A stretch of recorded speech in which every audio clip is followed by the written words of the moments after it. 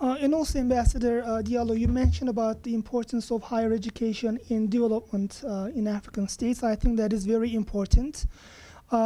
So I would like to ask, how can the international organizations help or could be, resourceful to African states in terms of providing educational investment in Africa, not only in primary education but in higher education, in terms of capacity building, or in terms of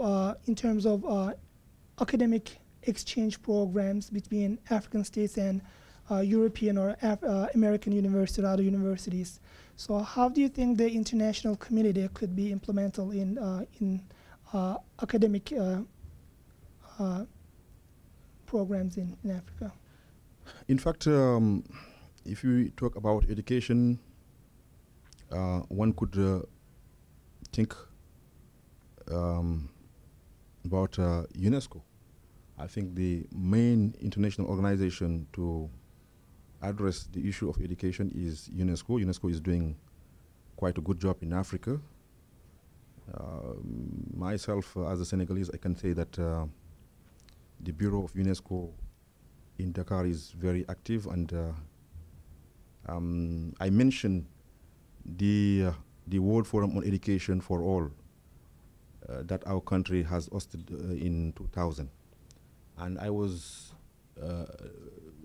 lucky enough to be member of the national team to prepare this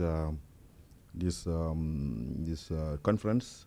By the time I was head of United Nations division in the Ministry of Foreign Affairs, and I was, witness the figures that UNESCO, the effort that UNESCO is, doing in terms of supporting the Senegalese policy in terms of education at the basic level and also at the highest level.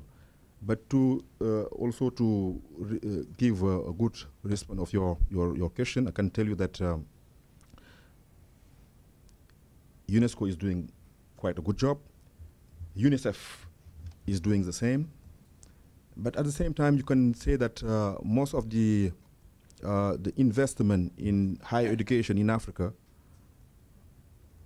are related to bilateral cooperation between, most of the time, former colonial powers and African countries. You may say that, for instance, France has supported a lot African Francophone countries in setting up universities, new universities. I was saying that in 1960, you can count even in your fingers the number of universities in the sub-Saharan African countries. But because of the willing of the government, everywhere in Africa, we set up new universities. But we have to say it has been done with the support of former colonial powers, France, Great Britain. Germany was not, they were just present in Namibia, but they help a lot. And also, Russia, by the time of Soviet Union, China, and also the United States of America, they help a lot in crafting some institution, some faculties from high special schools. I can give you the example of the Polytechnical Center, which trained every year more than 200 or 300 civil engineer in Senegal, located in Thiès, 70 kilometers from the capital, and which was set up by Canada in the early 70s.